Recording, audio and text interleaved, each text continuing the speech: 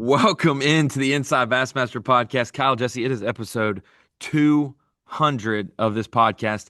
Sometimes feels like episode 2000, but it has been about a week and a half since I got to see your pretty face and talk to you. And man, we have got a good 200th episode in store.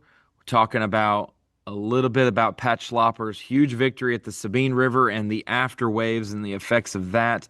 And now we look forward. There's 3 events left in the Elite Series season coming up at Tenkiller. Then we'll have a month and a half break before we knock out the final 2 events in a 3 week span.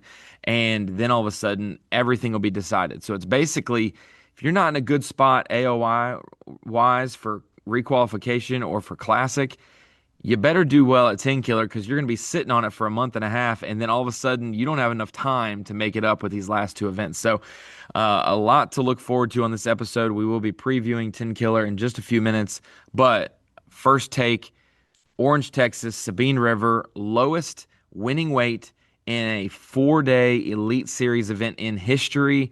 Kevin Short no longer has that feather in his cap by a large margin, almost 5 pounds, 4 pounds and change to the lesser Pat Schlapper getting it done. We're all about like not just like beating records, but crushing them to the core. Like with Kyle Welcher's margin of victory, I mean, that felt like that was like not even possible to do what he did. And then, the winning weight record felt like that was, probably safe for a long time, just considering the majority of our tournaments are, you know, higher than that. You just didn't expect that to really come around again. But you and I talked about it a lot before the Sabine River tournament, and I still stay true to my thoughts on this. I know a lot of people probably think that we just say like, oh, there's a lot of things that are, good about these style of tournaments, and they're entertaining to watch, and this, that, and the other, and that we're just saying that to like promote the tournament just so people will watch. I genuinely like if I think if you're a hardcore fan of the sport, you want something different. Like you want a variety of different styles of tournaments. And like me watching just as a fan and obviously being there on site is like it's an unlike tournament compared to the rest of the ones this year.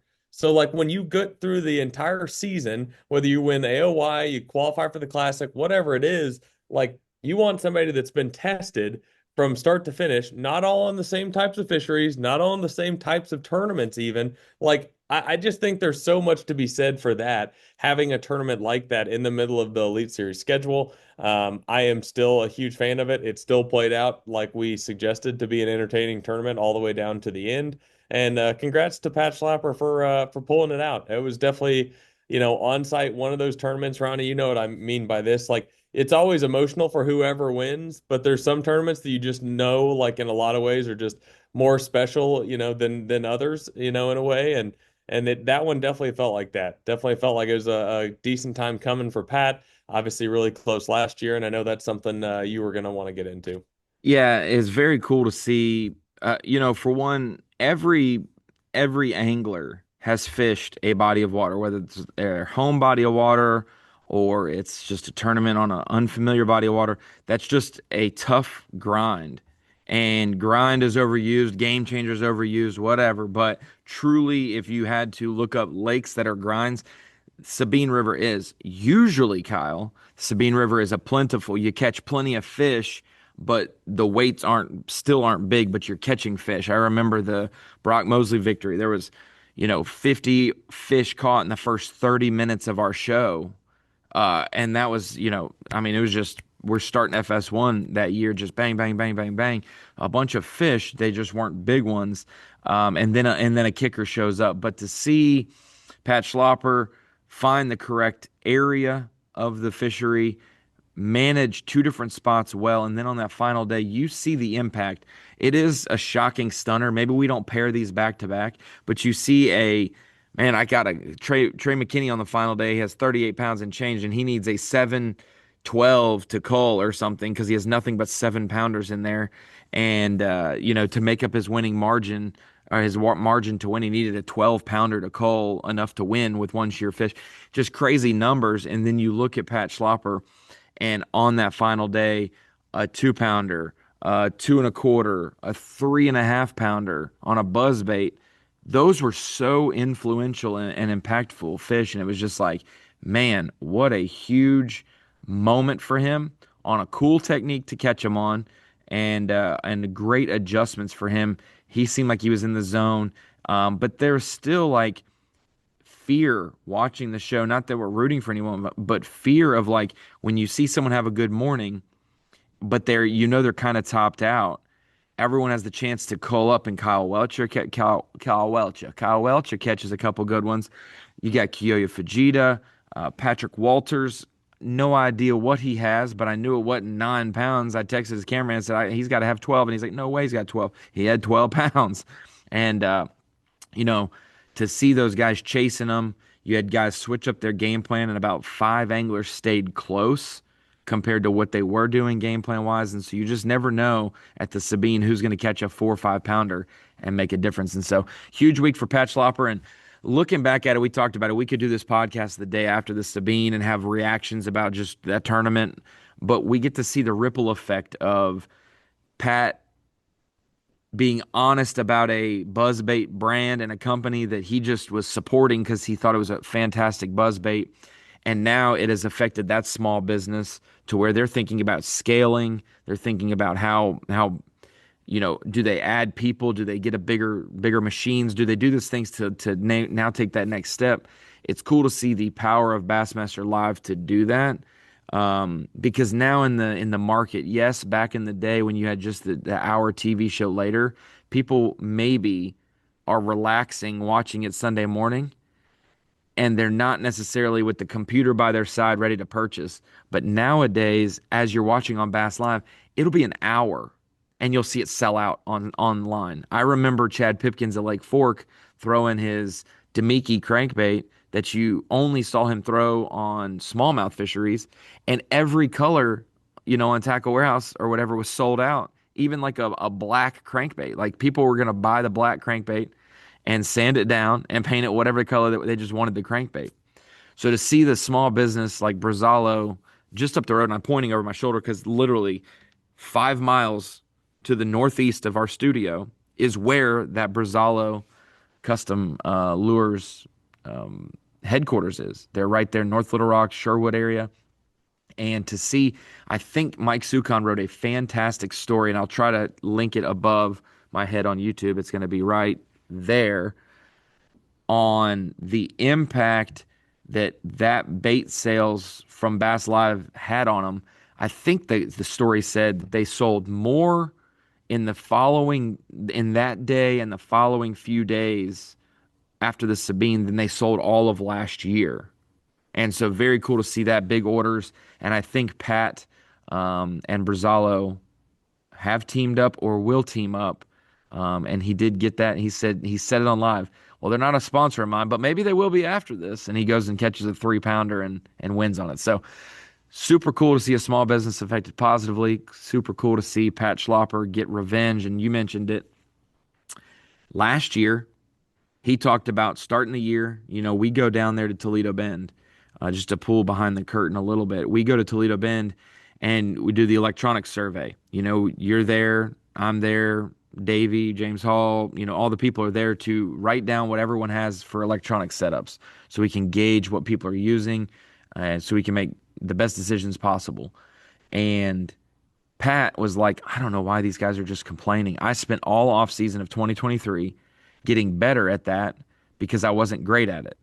So just buck up and figure it out. And then he almost wins Toledo Bend a few days later. And you can see it's almost like, this, some teams don't make the playoffs and it's business as usual. Some teams make the playoffs and get to the finals or the World Series and they lose, and it's more devastating than if they didn't make the playoffs. Like if they're a team that sucked, it's not nearly as bad as a team that overperforms or has a breakthrough and then falls short in the biggest moment. And Pat not winning at Toledo Bend and Kiyoya Fujita winning, Patrick Walters getting second and Pat getting third, it's like it was a shot to the gut. And I don't think Pat really necessarily recovered the rest of the year. He had a pretty mediocre rest of the season and below average for his standards and what we've seen.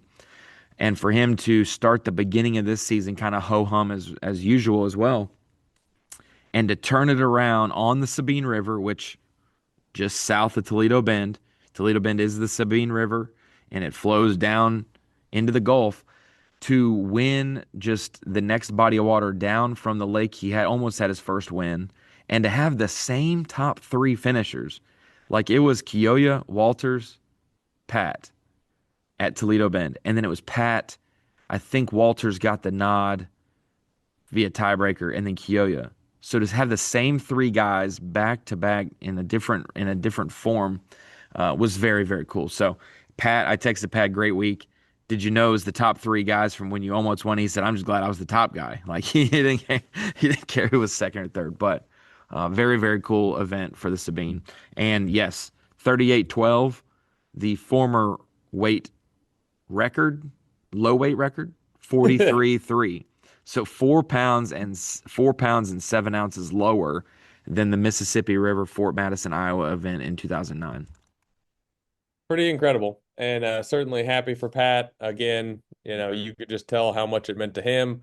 Had the opportunity to be with him afterwards, and very, very cool. Super happy for him, and yeah, ready to finish out the final three events of the season. It's hard to believe that the last third, the final stretch, the home stretch, if you will, is upon us at Lake Tenkiller. Do you call it the home stretch, Kyle, because we finally get to go home, or what are you calling it? No, but for real, yeah, it's like I think it's, we had 6 opens, maybe.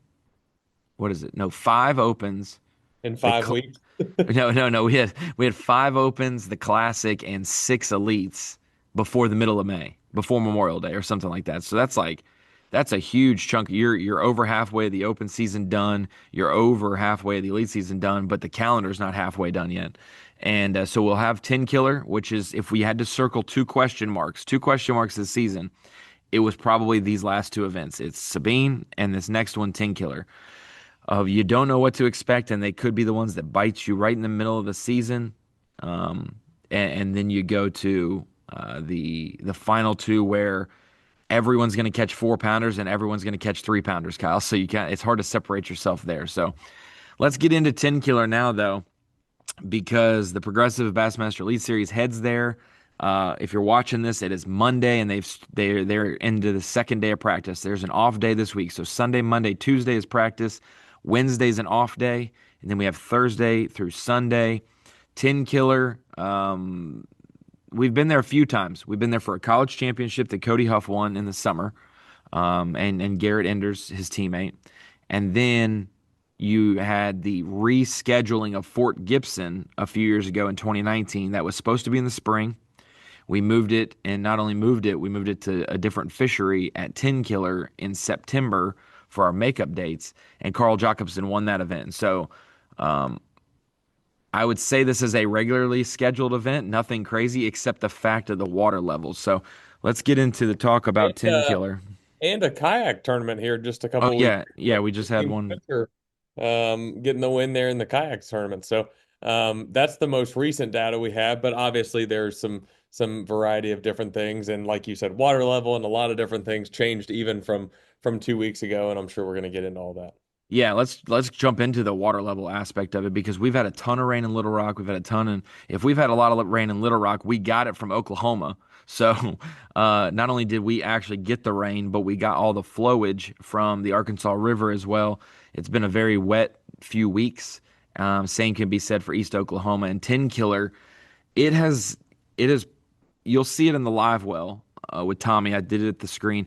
You can see it has been 7 to 8 feet high two separate times in April. It got 3 feet high in May, and then it got another 7 or 8 feet high in May as well. Now we're into the first week of June. So basically, we've had it go from 632, which is conservation full pool, to 640. They flush it just a foot a day. So it goes all the way up, and then in a week it's back down to full pool, and then it floods again, and then it goes back down. So we've had 1 week of flooding, or 1 week of high water, 1 week of dropping it significantly, another week of it filling back up, another week of dropping it, a pseudo fill up halfway, 3 feet, drops again. And then this past week during the kayak event, it was at its highest point on May 28th which was around 640, 7, 8 feet high, and it has dropped a foot every day. And as of like just a few days ago, it had reached basically full pull. Let me see what that, as we're shooting this podcast, it is probably not changed and it's going to be at what it is. Um, for the rest of the week. There should be some rain during the Elite Series event, but it's not enough to like raise the water level, anything crazy. Um, and so it's loading right this second. But 633 is kind of what it was at, a foot above full pool, you That's what know. it's still at. It's like a foot, 1.18, or I Okay. think I looked yesterday. Yeah, You can. it just loaded. Yeah. So when I shot the live well with Tommy a week before the elite event started, compared to us shooting this right before the weekend before the practice starts, it hasn't changed at all. So they have gotten it down to where they want it to, 633 and change. And so water level's a huge deal. It was dropping in that Tenkiller kayak event, and Kyle Christine said she wanted on big swim baits, throwing those around, didn't use scope, and not a ton of people in the top 10 used scope. Mark Edwards was telling me there was still a shad spawn going on, and then it starts to make sense. You'd be shocked. Late May, we have a shad spawn going on. You figured it'd be hot, but with the lake flushing, when we say flushing, it's high, they suck it down, high, suck it down. There's been such an influx of new water from the sky coming in and other rivers that it hasn't had the chance to really like rise in water temperature well past, into summer. So late spring, I would still call this. And yeah, it's probably going to be stabilized. And it's not, we know now it's not going to be a high water, dirty water type event, which I know Jason Christie looking out the window of his house was licking his chops if they kept it there, but they did not keep it there, and it has dropped to full pool again. Yeah, that's obviously been the main thing to keep an eye on, and it's probably, in my opinion, the hardest thing to predict fantasy fishing picks based on, because you feel like literally one simple thing, which it's not simple necessarily, but like one single factor could change the entire outcome of the tournament. Like if the rain we get between now and the tournament is a significant amount enough to at least raise the water some, that could play a big role. And had the water stayed high, like you were just talking about, the tournament could be completely different as far as who could succeed. Obviously, all the guys are more than capable of doing a lot of different things. They're all very versatile. It's why they're Elite Series pros. But at the end of the day, I mean, you were looking at the potential of some of the shallow water flippers, like, shallow water guys having a lot of The success. hopers, as Yeah. people call them. And then now it's like if the water level does come down, which it is obviously at this moment, and it's, as to your point, stable for this amount of time, I mean, that definitely increases the odds, you would think, of the fish moving offshore. And let's just, be honest, a lot of the forward-facing sonar guys, and then even just the offshore guys doing well, because a lot of that also has to dictate on, I wish we had a few of my buddies on the podcast to talk about Tenkiller, because I still have a lot of friends in Northwest Arkansas that fish there a good bit. Travis Harriman, Drew Porto, some of those guys. And it's a decent, like, it's pretty good offshore, like typical structure fishing lake in the summertime when things are stable. But having not fished there in nearly 10 years, I don't know Well, and it how, just gets small though. Like yeah, you yeah. add a few There's feet of only so water on many of it. those good spots to be Yeah, fished. it Yes, was going to be able to exactly. fish real big for 102 guys, but now with it dropping to full pool, there's not bushes and the river's not a factor and all those things, and so then it's kind of condensed down, um, a little bit more. We saw the 2019 event get one out of brush and some timber on a jig with Carl Jacobson. I remember specifically in that, pea gravel type, transitions with Zaldane and like a ball head swim bait deal. There were some, Stetson Blaylock used his Highland Reservoir Ozark type knowledge to get a top 10 there as well. I think Keith Combs, David Mullins was a part of that. And so Kyle Monty, was out there doing the drop shot deal offshore as well. And got second place, I believe. And so we'll see some of that. Now we're hitting 10 killer in that type of fishing with technology that wasn't previously used to a great extent in 2019. That it wasn't dominant. People had it, but didn't take it, seriously. Not And what it then, is now, that's yeah, for sure. yeah, honestly, I mean, people, I talked to a couple guys who were like, yeah, I was the first one to ever have it on my boat, in the Elite Series, and like I see it and use it, but like I didn't study it and try it. And he's like, man, like what a wasted, you know, I had the curveball in my pocket, Kyle, but I just kept throwing the slider and the changeup. Like I should have thrown the curveball some. And so seeing Tenkiller with that, it'll be interesting who catches them and where they catch them. Um, because you'd think the bottom of the lake is the last place for them to spawn.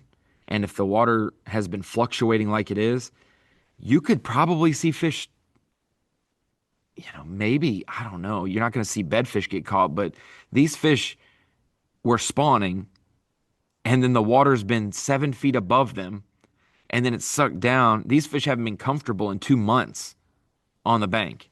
You know, when you go, it takes a week for it to get 7 feet high, and it takes a week for it to get back to normal. A week, every week. The am I living on the first floor of the apartment, or am I living in the penthouse? It's just like there's so much water coming in and out of that system, and so I don't know what that's done to the shallow bite, or how inconsistent it could be next week, but a little bit of One way stability there coming in One way or another, you have to imagine there's going to be some variation of a shallow bite, whether it's a, early morning topwater deal, running shade pockets, different things. Like there's going to be some of that for go on. sure. I'm just very curious to see like how well that plays out. Like I if think, that's a yeah, strong enough bite to help you make the top 10, or if it's kind of like you said, to be consistent, like is that going to be a one hit wonder where somebody smashes them one day doing that, just locking a buzz bait or something like that in their hands, or a plopper, crankbait or we whatever, see, yeah. yeah, things we see work really well there, on those types of lakes, and then not be able to reproduce it. So yeah, I think there's a lot of interesting things to keep an eye on, but I think that's one of the things that makes this tournament interesting is that given all the changes, like it's going to be a challenge one way or another. Yeah, I think marinas will factor for sure. There's a couple marinas on the lake where people have fished in the past and had success. I think marinas will definitely be a factor. I think, if I had to just guess, I would probably say we'll have, if we're gonna divide the field into scopers and hopers or whatever, 7-3 on the final day, or 6-4. I don't think it's, and it may not be mixed equally. Those three or four could be from sixth to 10th, and the top five, are utilizing electronics. But like we said, if it's fishing small offshore, these fish, it's not the heat of the summer. They have no reason to be in big groups in schools offshore. Um, I don't think this lake necessarily has them schooled up like that in general with tons of fish. But we will say this: when we were there last time, I think Carl had a smallmouth on the final day of his big bag. Big one Um, too. but way, like, there's like an explosion. There's always been smallmouth, but it was like you catch them in the winter and early spring. It's like dominated by smallmouth now, even in the summers and stuff. And so smallmouth are a bigger factor than they were last time. There's still an X factor 5 pound largemouth will help you on any body of water except Lake Fork. And so a 4.5 to 5 pound largemouth is still going to be important. But the numbers of smallmouth, I asked Jason Christie if it could be one on all largemouth, and he said no. And then I said, "Do you need a mixed bag?" And he said, "I'm not so sure." So that tells me he thinks it could be one on all smallmouth, or a guy catches 16 or 17 smallmouth with three or four largemouth. So we'll see. Maybe he's detouring so he can go fish largemouth. But I got a See, that makes feeling, he knows that smallmouth are plentiful population wise and getting bigger. That's what makes me smile is just like again, I used to fish Tenkiller all the time when I was in college, and like that's been, many years ago now. So to hear that like the smallmouth population is that much heavier and like that could possibly be a player makes me happy because that was like one of the most fun things about fishing that lake then was the fact that if you fished it in the pre-spawn especially, like jerk baits, spinner baits up shallow, windy days. Like there were so many fun ways to catch the smallmouth, but it was a very, to your point, like a very limited time of the year that you would catch a lot of them. Like you'd fish certain times of the year and you'd rarely catch one. So, again, that was one of the things that made that lake so fun to fish. But now to hear that the population of smallmouth is that much greater is pretty cool. Pretty Yeah, cool. I think we had the championship in 2018 for the college series at Tenkiller when Cody Huff and them won it. And it was basically, I feel like all largemouth in the summer. Flutter spoons on docks, wasn't that the tournament? Yeah, yeah. And some other guys use the other marinas. I know Nick Ratliff, Nolan Miner was going up the river with Mag Draft. So that was the bracket that went to Milford. And Ratliff wins, goes to the 2019 Classic at Tennessee River.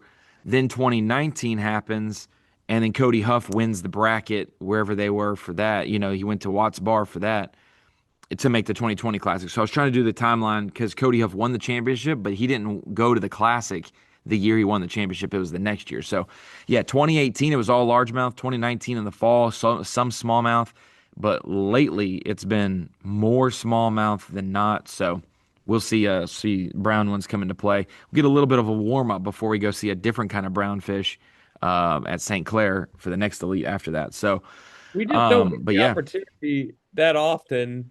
Number one, shout out Nolan Miner. I saw Nolan at North Carolina Elite. He was there and had spent the week. It yeah, was good to see him. But we don't have the opportunity that often to talk about tournaments in the South where smallmouth are like a predominant factor. Like you can only pick out a handful of lakes, honestly, that like especially tournament lakes where you can consider smallmouth a big factor that are not, northern states. yeah. Yeah, obviously East Pickwick. Oklahoma, East Yeah, Tennessee, the yes, tail races of 100%. the Tennessee River, Yep, you named them like and that's it. The White River Lakes, and Yeah, that's oh, like sorry. about it. I Yeah, mean, that's like about Cumberland. it. Yeah, So it is very interesting, and there's just not a ton of lakes that have that. Kentucky Lake now. Yeah, yeah, that's 100%. Kentucky Lake's definitely been like that recently, but definitely going to throw a new curveball in there, and sure we'll get into that with some of our fantasy picks. Yeah, awesome. Well, let's get into TH Marine Pick'em first. We'll do TH Marine Pick'em, then Rapala Bassmaster Fantasy Fishing, um, and um, and then we'll do Falcon Rods Drain the Lake. But before we do TH Marine Pick'em, Kyle, one thing that we've been talking about lately is the brand new Yeti backpack, the Ranchero backpack. You got it right there for you. And so we wanted to tell you a little bit more about it. If you have not heard it in past episodes, this is the 200th episode of the Inside Bassmaster podcast. And the Yeti Ranchero backpack, it's the easy access backpack, the last backpack you'll need. No more digging through this one because the cutting edge rip zip opening allows you to quickly tear the bag open to see the stuff you need in seconds. And for more convenience, this is the key thing, a handy vertical zipper allows you to grab gear at the bottom without having to unpack your entire bag. If you're like me, you tend to stack your clothes, or you have a pencil fall to the bottom, or your camera lens you need is at the bottom. You can now access that without having to unpack and having to repack the entire bag. So check that out on Yeti.com, Yeti retail store near you as well. Kyle, let's get into TH Marine Pick'em, bro. So Let's you are the king of TH Marine Pick'em. Even though I'm beating you, I say that to be kind, and you set the lineups. So tell me king the of seven matchups. Yeah, I think Yeah, yeah. I'm the king of making the matchups, not the king at even winning them. You'd think I'd have like a bit of an advantage considering I'm picking the matchups, but that has not helped one single bit. It is the game that I'm struggling in the most. But let's get it kicked off. Matchup number one. This has been a reoccurring one. Top two in AOY, two different guys this time around. Jace Curate, Chris Johnston. Who we going with? I'm going Chris Johnston. I think he makes up a few more points. Jay finished 25th. At Sabine, he finished 15th or 27th and 15th, like about a 12-point gain for Chris Johnston. He's 40 something back in AOI. I think he gains a little bit more as we head up north, and then it's going to be a stalemate. We'll see who does well in the last two, but I got Chris Johnston in that matchup. I have Jay Shakurat in that matchup. As I mentioned in my fantasy column, I feel like picking Jay Shakurat in any game possible, as long as you possibly can, is the move right now. He's been so consistent, but I could see that one going either way. Matchup number two, your previous two Elite Series champs, the Texas champs, Tucker Smith versus Pat Schlapper. Who you got there? Because the water level is falling out to full pool, I do feel in this matchup, Tucker Smith. But I'll say this: if Pat Schlapper locks a buzzbait in his hand, you just never know. You just don't know with him. But my gut's telling me Tucker Smith. I like it. I'm going Tucker Smith as well. Matchup number three, for no reason other than I was running out of ideas. How about the Idaho Anglers? Number three, Brandon Polnick, Cody Meyer. Definitely sets up an interesting matchup. Who you got there? I have had Cody Meyer on my, I think, Drain the Lake and my Rapala team for this event, circled specifically because I feel like this is going to throw a wrench in a lot of people's um, seasons. And I think he's going to do very well in these tricky Oklahoma tournaments. He did well at Eufaula in an open, different circumstances, but similar type of conditions. I'm thinking Cody Meyer over BP. I've got Brandon Polnick in this one, actually. I could easily see that one going either way. I think both the guys will have good events there. Cody Meyer, I'm saving actually for the Mississippi River. I think That's, that yeah, he's that's had the a low history of hanging. Yep. success there. So I do like both of those in this matchup, but I got Brandon Polnick. Matchup number four. How about the momentum matchup? Patrick Walters, Koya Fujita, two guys that are on an absolute roll right now. Who you got in that one? Patrick Walters. Haven't said his name a ton this year, but we know what he's capable of. He is on a hot streak. Kyoya is as well, but I've got Patrick Walters for the East Oklahoma matchup. I've got Kyoya in that one. It seems like This is going to be a make or break week. We are not matching in very many. I got nothing to lose, brother. I've been losing them all year long, so I got nothing to lose. I just think I feel like there will be. I'm not saying it's going to be the only thing going on, but I think people will find a good enough forward-facing sonar bite to make that work. And even if not, at this point, we have no reason to believe Kyoya is not going to catch him because he's on an absolute roll. Same with Patrick Walters, but I got Vegeta. Matchup number five: previous champ versus the local hammer. Carl Jochimson won there in 2019 versus Jason Christie, the absolute favorite in this event. Yeah, Jason Christie wasn't in our field for the 2019 Elite Series, so he did not get to. He probably thinks we scheduled and rescheduled it to Tenkiller to spite him, but we did not do that. Um, He wasn't here in that event. We've never seen Jason Christie against the Elite Series field in an event on his home lake other than Grand, which Tenkiller is much closer because it's literally down the street. I'm going Jason Christie. I'm going Jason Christie as well. I think we'll talk about Jason Christie more as the podcast goes on, if I had to guess. Matchup number six, East Tennessee Tangle. We've got Robert G. and David Mullins. And I do want to say before we go into this one, something just tells me the reason I even did this matchup, it's like something just tells me guys like those two that have a lot of experience with Southern Smallmouth and East Tennessee, like that could Cherokee possibly and Douglas. translate. Yeah. I just have a really good feeling about both those guys doing well at Tenkiller, so it seemed like a appropriate time to match them up against each other. Robert G, David Mullins, who you got? This was the hardest matchup for me to decide. And I think, like you just said, you took the words out of my mouth.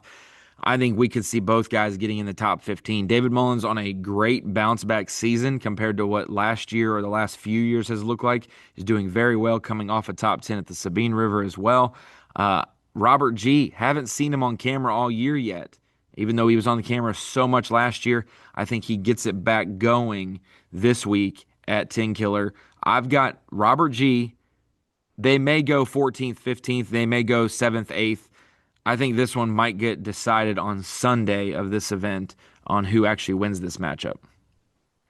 I like it. I have Robert G in this matchup. I think Rob's going to have a big event here. Saw him factor not only, just the East Tennessee factor and how we talked about, I think that will play out well there. I think you see what he did at Smith, last year in June. Obviously later, completely different fishery in a lot of ways, but just feels like a tournament that he's going to have a big week. So matchup number seven, we have the Bass Clash. And again, we're running out of ideas here. Bill Lowen Don't versus say we. Takuhiko.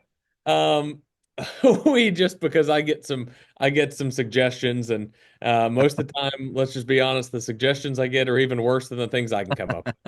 That does not surprise me.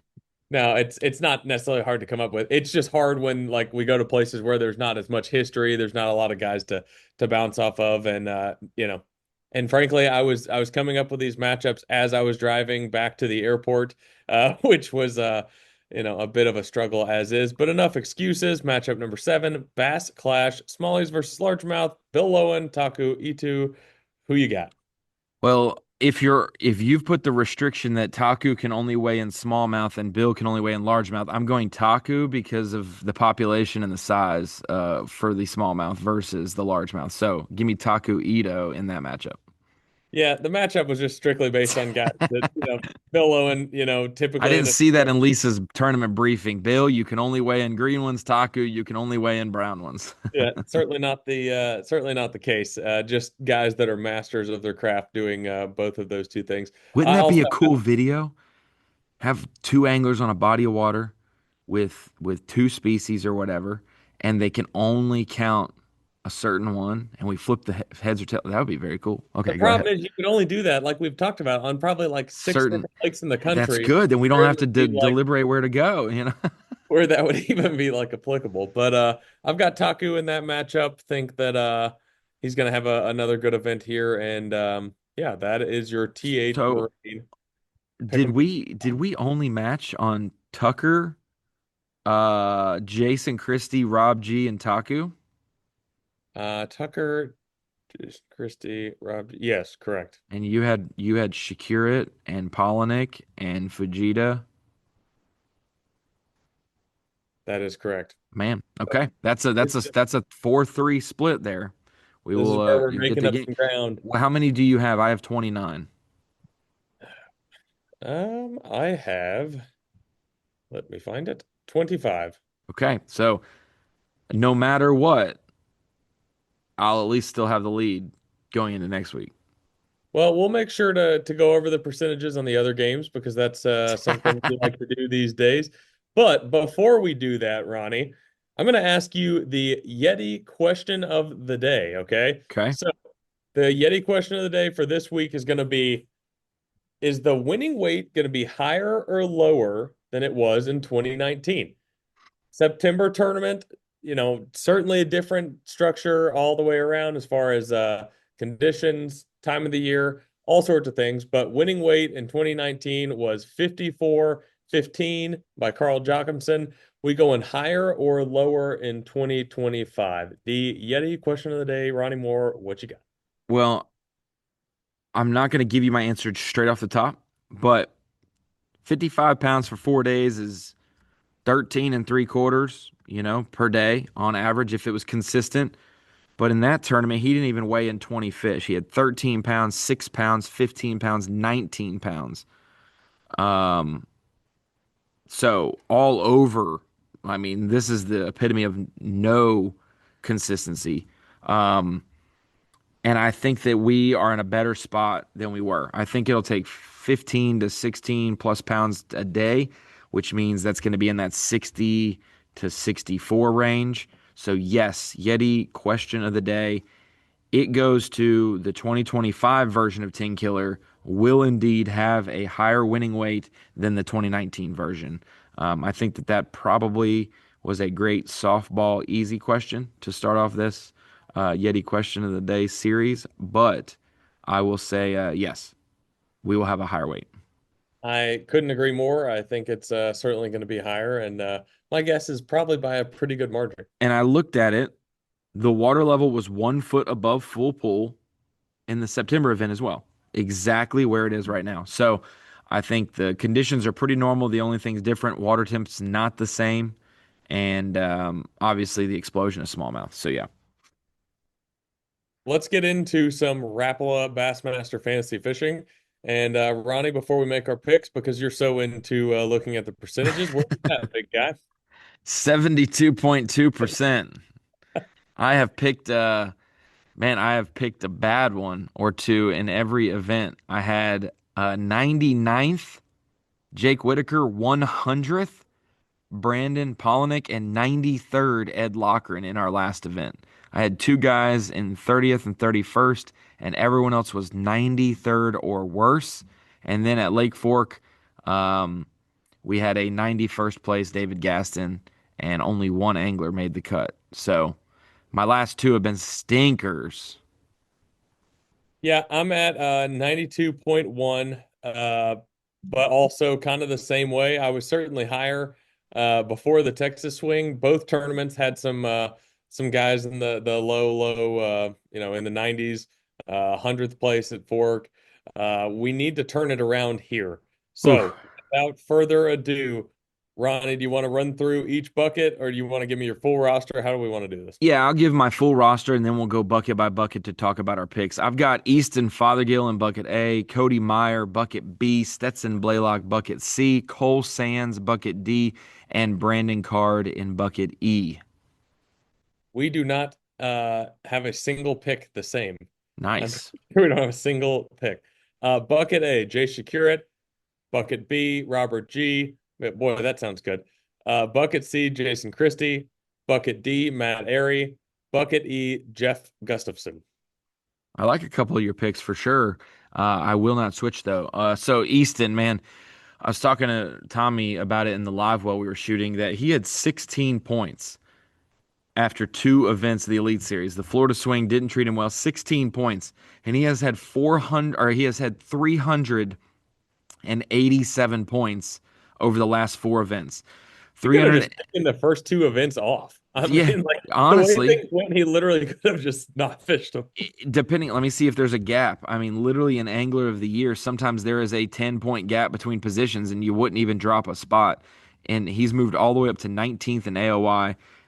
If he didn't have those 16 points, he'd be at 387 and he would be 25th place in AOI, 25th, 24th place. So pretty crazy, but 16 points in the first two events, 387 out of the last four, and that is 387 out of 416, Kyle. 416 is the top, 104 times four. And he's fished almost perfect. 14th place is his worst finish, and that was at the Sabine River, where he was supposed to do terrible because he doesn't know how to do anything but scope. But people, of course, are just absolutely mind numbing with their takes. But yeah, so Easton Father built on a heater. I expect him to continue this. And Kyle, I got to open it back up. I just closed it, but ROI standings. I mean, he's at 403 and Paul Marks is at 435 leading it. We were saying there's no way. People were saying, I was saying, no way he's going to come back and win Rookie of the Year. He's within 30 points with three events left. He went from being last in AOI to being 30 points away from Rookie of the Year lead. Pretty crazy. So Easton, I expect him to keep it going in bucket A. I like it. Jay Security for me in bucket A is just a matter of I wrote in a fantasy column 2 weeks ago or two tournaments ago that I was just going to keep picking Jay Security in bucket A until he gave me a reason not to.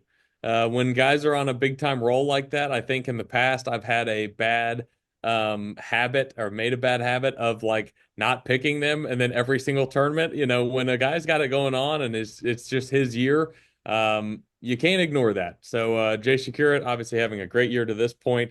I like him to have another good event at Tenkiller in bucket A.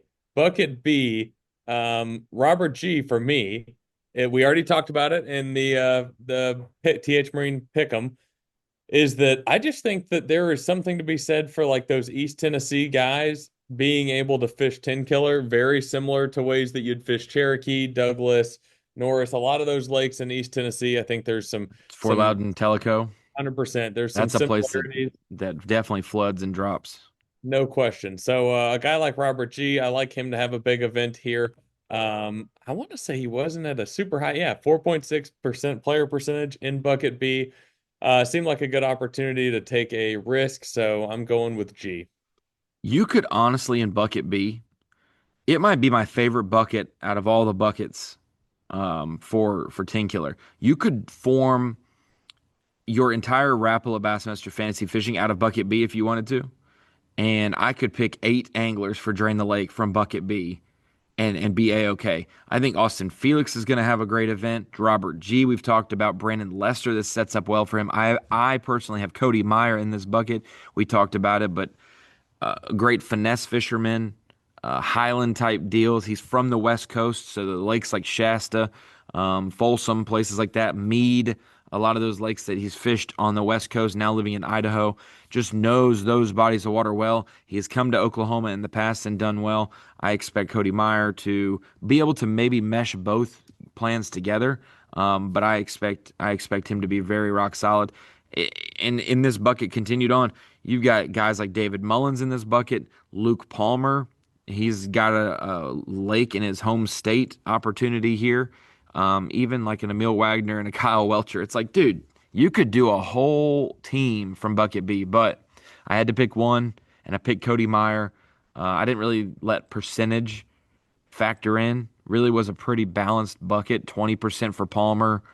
Uh, there is 28% for Corey Johnston, but everybody else was in that middling percentage wise. So I didn't let percentage affect me, and I chose Cody Meyer just based off gut. Man, it's just he's so good. It's which event is he going to have his top 10? We've seen him do well this year already. I like it. Bucket C, who you got there again? I've got Stetson Blaylock. He made a top 10 here last time. But even if he didn't, this still would be a place. This is a Washita to him. This is a Beaver Lake to him type of fishery.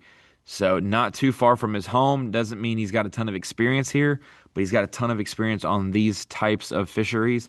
I think he's also a great smallmouth angler, and so that's only gonna lend me to thinking that he could do very well this week for sure. So Stetson in bucket C for me. Who do you have for your classic cut line bucket? Because bucket C is that 42 to 62. The guys just outside the classic line that got to get it going. I feel like the story here is that you're not going with Jason Christie in bucket C. Yeah, You shouldn't have to defend yourself, but defend yourself here a little. I mean, you know how I feel. You know how I feel about the Lee Livasees on forks of the world. Like it burns me before. If the water stayed high, all in on Jason Christie. I expect him to do well probably, um, but it is a high percentage, over 40%, and I'm more so not going with the trendy out of the fear of being with the pack. And we have similar percentages in fantasy, except our first number. Yours is a 9, mine's a 7. So I got to catch up somehow. I have to go against the grain. And right here, I'm going to go with another guy who's not far from there. Don't worry. I think, I'm giving Jason Christie enough love, but I may not even pick him in Drain the Lake because I picked it at the beginning of the year and I've got him saved for, I think, the Mississippi River. So I don't even think I have him in Drain the Lake. So we'll see. I've never seen Jason Christie fish the lake. Does he even know how to catch a bass there? I don't know. Well, Just kidding, okay. obviously. I'll take the Kidding, flip obviously. side of that. I do like Stetson Blaylock in that bucket. Certainly more than capable anglers in bucket C that could easily win the tournament. It not if not have just a great event. And he Uh, just got a top 10 at the Sabine. So I think he's getting it rolling again. But yeah, go no, ahead. certainly good for him just getting some confidence back and having a big event. Glad to see him do that there. But Jason Christie, I will just give you this example, okay? And I've told him this in person, and he's always got a kick out of it. And I think he thinks that I'm kidding when I say this. And this is not to be taken as a joke because this is actually serious. Every single time I ever fished Tenkiller when I was in college or the 2 years after I was in college, which I'm not like an expert on the lake, I just liked fun fishing there because it's a very fun lake to fish in the springtime. Let's say I've been there 20 times ish, somewhere in that ballpark. Every single time I have ever been to Tenkiller, Jason Christie's truck is in the parking lot. Every time. And I'm not kidding. I told Dave Mercer that a couple of weeks ago. He got a big kick out of it. That is not a joke. Like, I don't think At there's this any. point, I think you've got a tracker on it so you know where he's at. I don't. I don't. I've only actually seen him on the lake like once or twice. It's the reason we never catch him, probably nearly as good as he is. But that is not to be taken as a joke. Like he fishes there so often. I think that even in a scenario, let's say where he has kind of a spin out moment where he's kind of like struggling, figuring out which deal he wants to run next. Like, I just think he's such a cool, calm guy. Like, his demeanor as it is will help him in a tournament like this a lot. Being the home lake guy can certainly be a curse at times. We saw that with Lee Livesey, at Lake Fork, and then even the previous year at Lake Fork when nobody really expected that. At least I didn't. He was on my fantasy team for sure. But I just think that Jason Christie, has the right mindset to overcome the home field, curse, if you will, if that's what you want to call it. But yeah, I mean, I don't know that there is a person that fishes that lake that knows more and is better on the lake. Now, will that translate to tournament success? To be determined, but I'm not betting against Jason Christie in bucket C. And we always put the local guy as it's win or why are you in the tournament? Jason could do just great.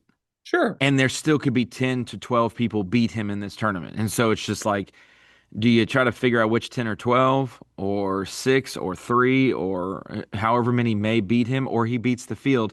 It's such a good field of anglers um, on a place that we don't have a ton of experience with the elite field there that it's one of those deals of like, you could have a great event, but it's going to fall short unless you win the event of everyone's expectations. So we'll see. But yeah, I think Jason's going to do great. He was actually my camera boat driver one day for the college event there that I was covering, and we had a good time. And he's been nothing but kind and courteous. I've renamed East Oklahoma to Christie Mountain because I think he's like, you know, lived on the mountain of all the way around the lake. And so instead of Jimmy Houston owning half the lake, I think Jason Christie owns half the lake now. So you better get off his land, Kyle. Wherever boat ramp you're at, you're probably on his land. He owns that boat ramp. Yeah, there's definitely a funny story to be told there, of a tournament. Maybe if we have more time later in the event to the podcast, I will tell it. But Okay. for now, let's roll through these picks. Bucket Yeah, D. Bucket I've D. got I've got Matt Airy. Obviously, I like it. I like it. one of the things we talk about, and it'll be more um talked about, in bucket E, but you get down to bucket D and E, you're talking about guys that have, for the most part, a lot of them have struggled, have had some bad events, obviously some good events mixed in for a lot of these guys. But Matt Airy, certainly a guy that we're used to being super, super consistent, very versatile. One of the guys we throw in that category of like most underrated guys on the Elite Series. But yeah, it's just not had the best year to this point. I do think this event will set up well for him. Had a good one in 2019 here. I think that plays out. And one thing I've always been a big fan of Matt Airy's, repertoire arsenal, if that's what you want to call it. It's like it seems like in these events where there's a mixture of shallow and deep, when you get to a point where you're having to juggle one versus the other, like we've seen him do it at Eufaula many years ago. We've seen him do it on a handful of occasions on the Elite Series where he does both and has a lot of success. I think that this event will present an opportunity to do that as well. And I think he's going to capitalize on it. And only 3%, definitely a little surprising. Certainly some great names in the bucket that you could easily suggest, but I like Matt Airy in bucket D. Yeah, I think Airy, Cobb, all great options there. Cody Huff. And I've got Cole Sands. So you want to talk about East Tennessee? Um, I think that Cole, we're waiting for his breakout tournament. We know what he's capable of on the college level. He made it through the opens to get to the elites. I think that Cole will finally have a breakout event here, turn a little bit of his season around. I don't know if he's in a position to be able to make a run to make the classic, or if he's run out of time, but I think he will. He's fishing for his career as well. You don't want to be young in your career. When I say that, second year, third year, fourth year, and have a bomb of an AOI because that hurts your average so much that you're at risk. So he needs to turn it around. And he recovered last year after having an issue at Murray where he got basically last place. And he had a decent season there. Almost, I think he made the classic, or he almost made. I think he almost made the classic. Came back and almost did that. So I think he's going to have a late season turnaround and starts now at Tenkiller. Then going into bucket E, I got Brandon Card. It says Salisbury, North Carolina. That's actually my stomping grounds of where I grew up. Um, Different city, but right down the street. That's not where he's from. He's an East Tennessee guy. He is a Fort Loudon, Tellico, Cherokee, Douglas type of guy. I fully expect his ability there. He's actually next week's Tackle Tip Tuesday as well. So if you are watching this podcast on Monday, you're going to be able to hear Brandon Card's lovely voice in tomorrow's video about jig fishing. And so I really think that that could line up well for the tournament, and it bodes well for his style of fishing on an highland type body of water. Brandon Card turning his year around in a big way at Tenkiller. Bank it. I like it. Book it. I like it. Bucket E, certainly tough. Once you get to this point of the season, as we just talked about, I mean, every single angler in the Elite Series is more than capable. We all know that, but certain years you just don't have it. Like you're just not fishing well, things are not going well. I mean, you look at a handful of the anglers in this bucket, and they've had successful years just within the last couple of years. And that's where it makes it hard to pick for fantasy fishing because you're like, I think any of these guys could catch them, but like they just haven't had great years this year. One of those being Jeff Gustafson, hence the reason I'm going with him. Certainly a year that he could not have wanted less. Not that you ever want this to happen, but especially when the Classic the following year is going to the location where he won the Classic the last time it was there. Where no one else has won other than him, basically. 100%. Yeah, yeah. The last two events there between the Classic and the Elite Series. Yeah. So certainly a bummer of a season so far for Jeff Gustafson. This certainly seems like a place to gain some momentum and get back on track. Higher player percentage, 21.2. Certainly plenty of other guys in the bucket. A guy like Chris Zaldane finished second there in 2019, 20.5%. Blake Caps, obviously a guy that lives around there, has spent plenty of time on the lake, but to this point in his Elite Series career has not had the greatest season. But I mean, that's not unusual to see for rookies, obviously, to struggle in their first year. So certainly a great opportunity for him to get back on track. Just a lot of guys in there that you could certainly see catching them really well, but just not having great years to this point. So that said, I'm going Jeff Gustafson. Well, there it is. Our Rapala Bassmaster Fantasy Fishing Teams buckets A through E. I'll go back through my team real quick, and so will Kyle. Easton Fothergill, Cody Meyer, Stetson Blaylock, Cole Sands, and Brandon Card. I've got my winning weight at 63 pounds, 3 ounces. For me, I've got Jay Shakurat, Robert G, Jason Christie, Matt Airy, and Jeff Gustafson. And ironically, our weights are right on cue. I have 64.3. So we are very close. Um, I hope that it's that high. I usually tend to be on the lower side, but I think I think they're going to catch them pretty good. Being there earlier in the season should help a lot, despite the changing conditions in some ways. But yeah, I'm right there next to you on winning weight.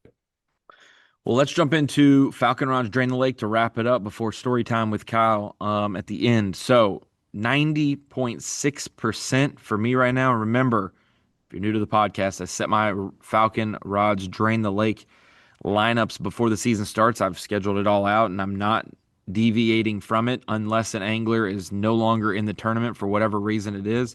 And then I get to excuse myself and take them off my team so I don't get a big zero.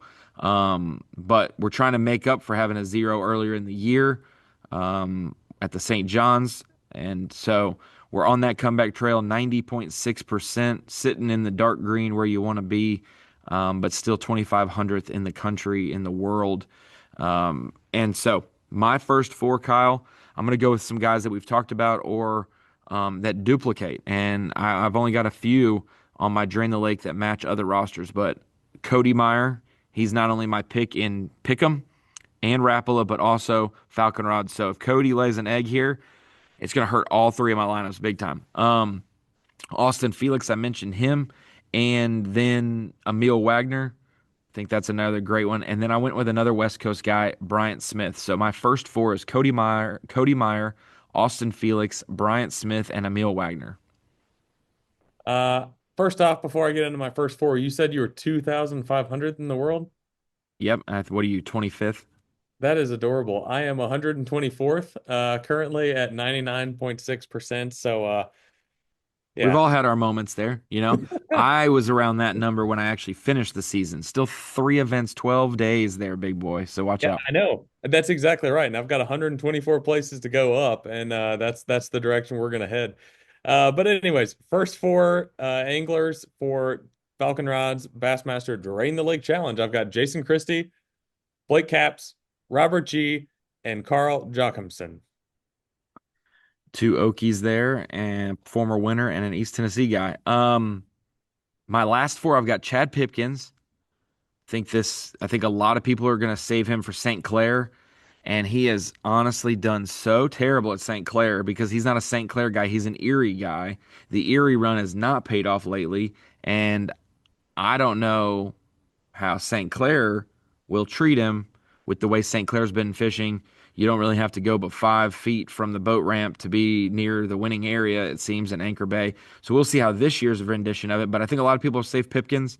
And so I'm going Pipkins the here, Loberg here, from the West Coast, lives in Gunnersville now, and then I've got two Alabama guys, Justin Hamner and Wesley Gore.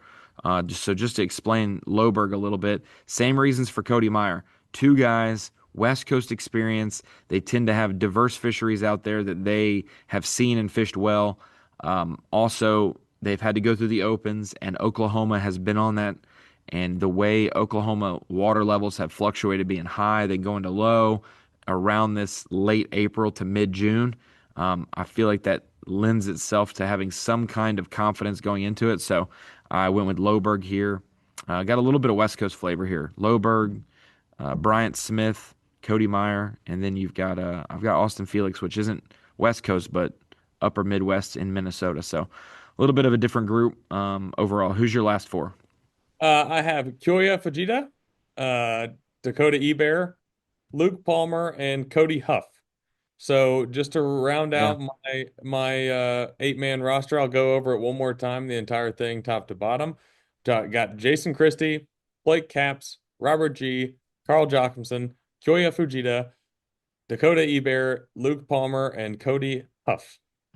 I like it. And my eight, to reiterate, Pipkins, Loberg, Felix Smith, and that's the Bryant Smith variety, not the Tucker Smith. Cody Meyer, Emil Wagner, Justin Hamner, and Wesley Gore. I like it. I like it. I like it. Awesome. Well, let's wrap up the 200th edition of the Inside Bassmaster podcast with story time with Kyle. You said you had a story for us if we had time. Well, I just manipulated time and we have 3 more minutes. So let's hear the story before we sign off. It's not even that great of a story. It's just it was more funny in the time when it happened, and I got to tell Jason Christie this, which, given the time when the story happened, seemed like that would never happen. But now I get to work with him a good bit, which has been great. But the year that the classic was on Grand, and he almost won said classic. Obviously, that was the Evers. Okay. Uh, I was you about to say know, which one. He's almost won yeah, every yeah. classic there. Yeah, so I guess that was 16. 2016. Yep. Yeah, 16. Um, we had a little University of Arkansas like qualifier, like team qualifier out on Tenkiller, just not even really for money, just for points and trying to figure out who gets to qualify to travel and whatever.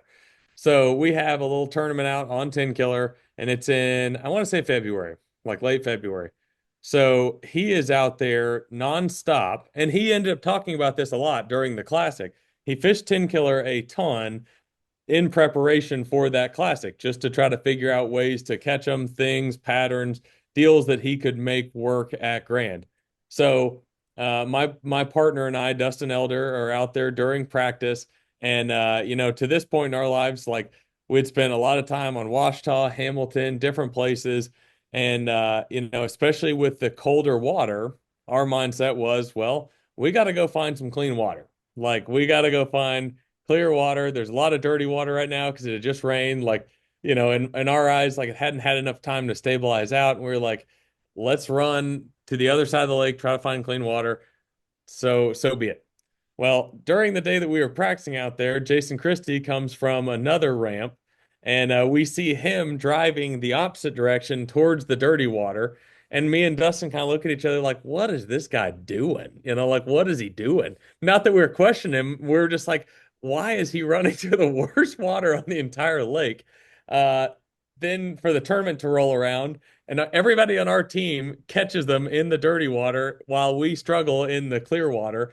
I think we maybe caught like three or four keepers, and everybody else blasted them. And I got to talk to Jason about that a few years later. Um, I don't know, probably just a year or two ago. And he was telling me just how good the bite was in the dirty water at that time, throwing a spinnerbait, doing the exact same things that we got to see him do at Grand. Again, it's not like necessarily a funny story. It's more you kind of had to be there, but it Here's was your like sign. Yeah. Dustin and I are literally looking at each other like, what in the world is he doing? Like, can't believe that he's going to the dirtiest, nastiest water possible, just to find out that, yeah, you know what? When you see Jason Christie doing something, you might oughta try it. And that's just how two dumb college kids operated, and didn't obviously learned our lesson in that one, but certainly something Dustin and I laugh about still to this day is like you see Jason Christie do something on the lake that he knows better than anybody on planet Earth, and you just go against the grain and don't do what he's doing. It's like, how dumb can you possibly be? Well, now that just goes in the corner of anytime Jason has an idea with baits and Dustin goes to speak up against it, he should probably not since he works with Pradco and works with Jason now, on a day by day basis. So, well, Kyle, it's going to be a fun one. I'm probably going to actually have to go to Tenkiller on the off day on Wednesday, so I will see you there in person. Let's And go. uh, and then it's only 3 hours from Little Rock, so we will make the drive, shoot some stuff, make the drive back, and then do live 4 days. Big 4 days because we have Bassmaster.com coverage throughout the event.